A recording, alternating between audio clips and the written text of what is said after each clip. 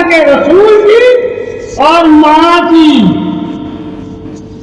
بس یہ تعریف بتا لوگوں کو کہ ماں کیا ہوتی ہے، رسول کیا ہوتا ہے، خدا کیا ہوتا ہے۔ یعنی کہ بندہ رسول، عبدہ و رسول، کہ اللہ کا بندہ محمد صلی اللہ علیہ وسلم کون ہے، انہیں عبدہ و رسول کیوں کہا گیا ہے؟ اللہ ماں سے 70 گنا محمد سے محبت کیوں کرتا ہے؟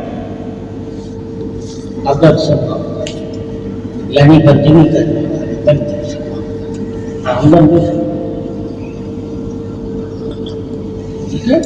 عام بندوں سے ماں کی محبت ہے، عبادت والے بندے سے خدا کو محبت ہے، ٹھیک ہے؟ یہ وجہ ہے۔ اب عبد عبادت کرنے والا، کیا عبادت جو بندہ کرتا ہے اس کے لیے رب رحمت کا سایہ بنا ہوتا ہے کہ رب اسے اپنے دامن میں لے لیتا ہے۔ جس طرح ماں جب اپنے بچے کو دکھ میں دیتی ہے تو ماں اسے اپنے دامن میں لے لیتی ہے، پناہ میں۔ تو ماں کے دامن سے لگ کے بچے کو سکون ملتا ہے، کیا ملتا ہے؟ راحت ملتی ہے۔ کتنی بھی پریشانی ہو، اس کے سر میں درد ہو، اس کی بیماری ہو، کسی بھی طبیعت میں ہو، جب ماں کے دامن میں لگے گا اسے بیماری کا بھی احساس نہیں رہے گا، اس تکلیف کا بھی احساس نہیں رہے گا۔ اسی طرح جب اللہ کے بندے پہ پریشانی آتی ہے، مصیبت آتی ہے، بیماری آتی ہے، تو اللہ کا بندہ اللہ کی عبادت میں لگ جاتا ہے، اسے بھی سکون ملتا ہے، راحت ملتی ہے۔ اتنی بھی پریشانی ہو اور سکون کرتا ہے۔ تو دو ہستیوں کے مقام ایسے ہیں جن کے قریب ہونے سے تمہیں راحت ملتی ہے۔ اللہ کے قریب ہونے کا اور کوئی ذریعہ نہیں سوائے عبادت کے اور سوائے قرآن کے، ٹھیک ہے؟ اور ماں کے قریب ہونا ماں ہے۔ ماں کے قریب ہو جو تمہارے دکھ ختم ہو جائے گا۔ اللہ کے قریب ہو جو عبادت کے ذریعے تمہارے دکھ ختم ہو جائے گا۔ کائنات میں صرف دو ہی طریقے ہیں دکھ ختم کرنے کے، ایک ماں اور ایک خدا کی عبادت۔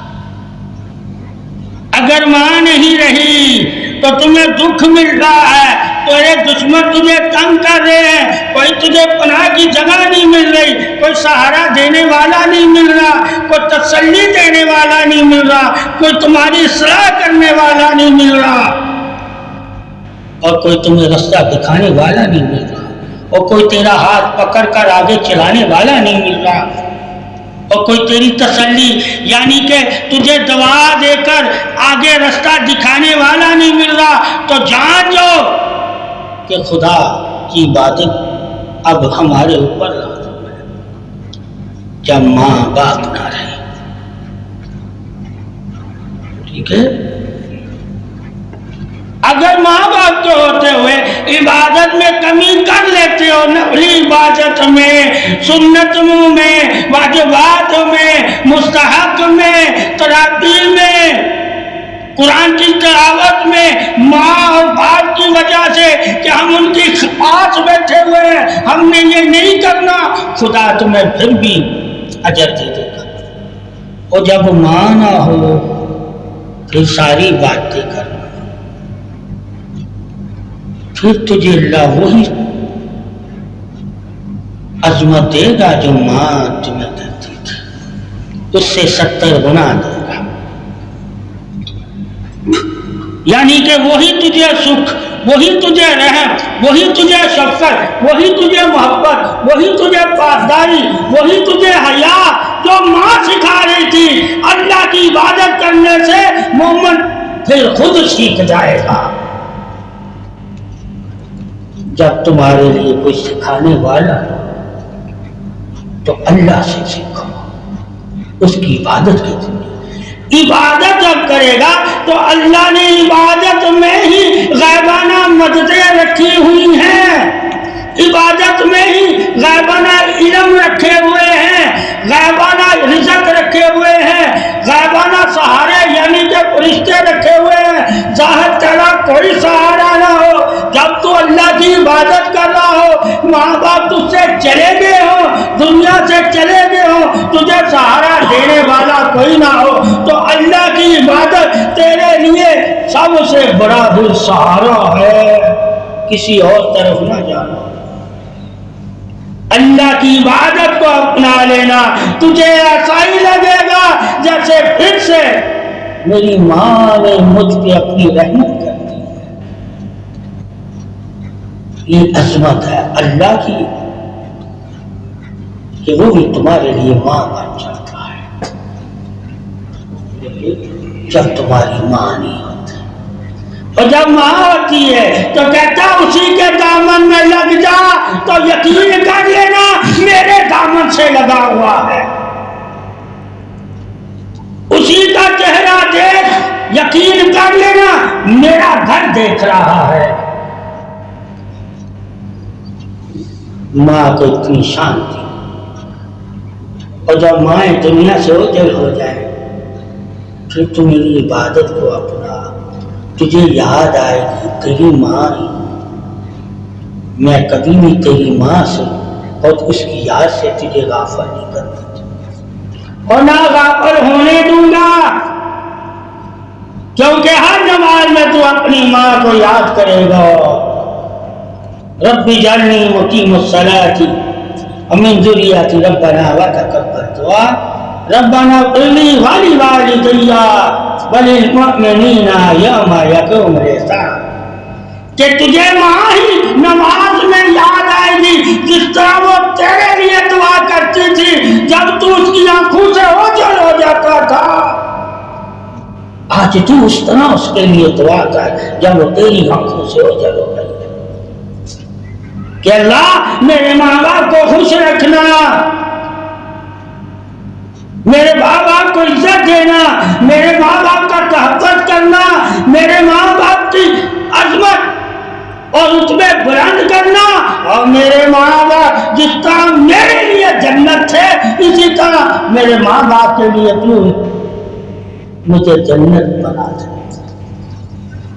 میں ان کے لیے جنت مانگ رہا ہوں، وہ جنت میرے ماں باپ، جس طرح وہ میرے لیے زندہ تھے تو دعائیں کامیابی کی مانگتے تھے، آج میں ان کی کامیابی کی دعا مانگتا ہوں کہ اللہ میرے ماں باپ کو کامیاب لوگوں میں یعنی کہ انعام والوں میں شامل کر دے، جن پہ تو راضی ہے ان کی طرح میرے ماں باپ پہ بھی راضی ہو جائے، یہ تمہارے فرض ہو جاتے ہیں جب ماں باپ دنیا سے چلے۔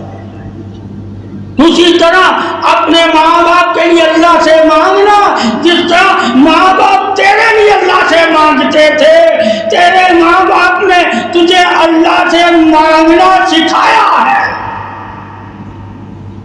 جب تم نے اپنے ماں باپ کو دیکھ لیا کہ میرے ماں باپ بھی میرے لیے اللہ سے ہی میری حفاظت کی دعا کرتے تھے، میرے رزق کے لیے دعا کرتے تھے، میری عزت کے لیے دعا کرتے تھے، مجھے پریشانیوں سے نجات کے لیے دعا کرتے تھے، تو جس طرح تیرے ماں باپ تیری زندگی میں تیری زندگی کے لیے دعا کرتے تھے، مرنے کے بعد تو اپنے ماں باپ کی زندگی کے لیے جو برزخ کی زندگی ہے، آخرت کی زندگی ہے، قبر کی زندگی ہے، حشر کی زندگی ہے، حساب کے دین والی زندگی ہے، ان زندگیوں کے لیے تو دعا مانگتا رہنا، تاکہ وہ جس طرح تیری زندگی میں کامیابی کی دعا مانگتے تھے تو ان کی زندگی میں اب کامیابی کی دعا مانگا۔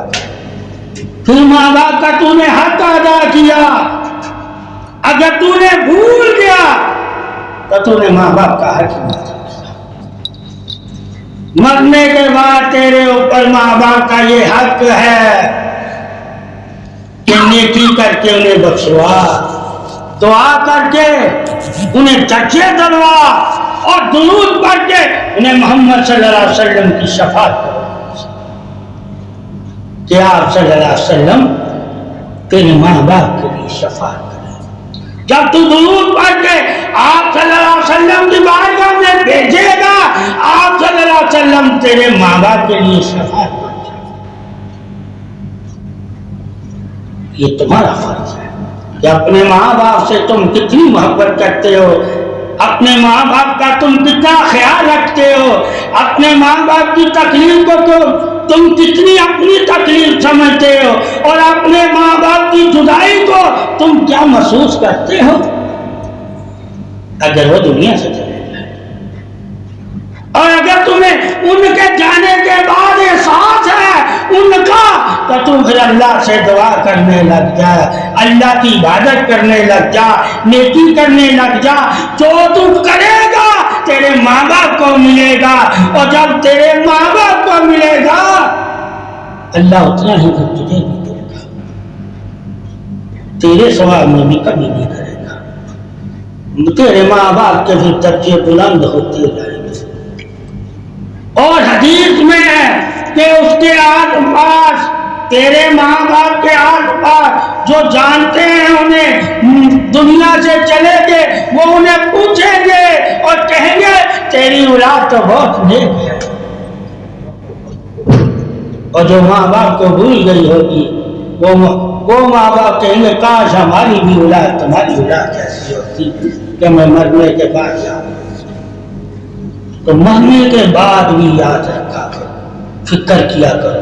جب وہ زندہ ہے تو جو زندہ تمہیں حکم ہے ان کی فکر کرنے کا، انہیں دکھ نہیں دینا، انہیں تکلیف نہیں دینی، انہیں پریشانی نہیں دینی، انہیں کوفت یا مصیبت میں کسی میں نہیں ڈالنا، انہیں آزمائش میں نہیں ڈالنا. وہی مرنے کے بعد ہے کہ اگر آزمائش میں پڑے ہیں تو انہیں نکال دعا کر کے. اگر ان کی قبر میں عذاب ہے تو تم عذاب ان کا اٹھا سکتا ہے دعائیں کر کے. وہی حکم اللہ ایک ہی ہے، ظاہر بھی وہی ہے، باطن بھی وہی ہے. اس لیے ماں باپ کی عظمت ایسی ہے کہ مرنے کے بعد بھی ماں باپ کی ہی طریق بنو، اور زندگی میں بھی ماں باپ کی ہی طریق بنو. اور جتنا زندگی میں ماں باپ کی لوگ انہیں مبارکباد دیتے ہیں تمہارے کامیاب ہونے پہ، اسی طرح مرنے کے بعد بھی لوگ انہیں مبارک دیتے ہیں تمہارے کردار نیک کرنے کی وجہ سے، کہ نیکی کرنے کی مبارک ہے. کیا ہے؟ تو اپنے ماں باپ کے لیے مبارک بن جاؤ، یعنی کہ جنت کے پھول بن جاؤ، جہنم کے انگارے ہو. یہ عظمت ہے ماں باپ کی.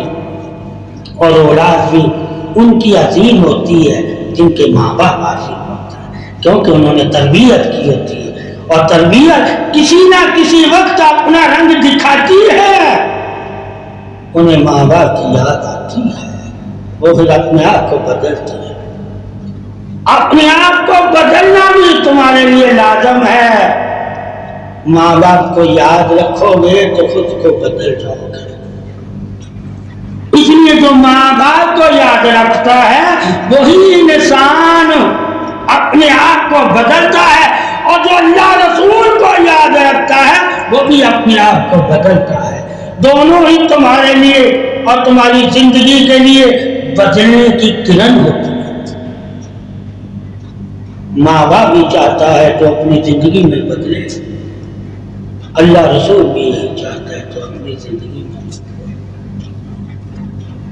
فرق اتنا ہے، کچھ لوگ ماں باپ ایمان والے ہوتے ہیں تو اللہ کی چاہت کو زیادہ اہمیت دیتے ہیں، کچھ لوگ ماں باپ دنیا دار ہوتے ہیں، وہ دنیا کی چیزوں کی چاہت کو زیادہ اہمیت دیتے ہیں. یہ فرق ہے.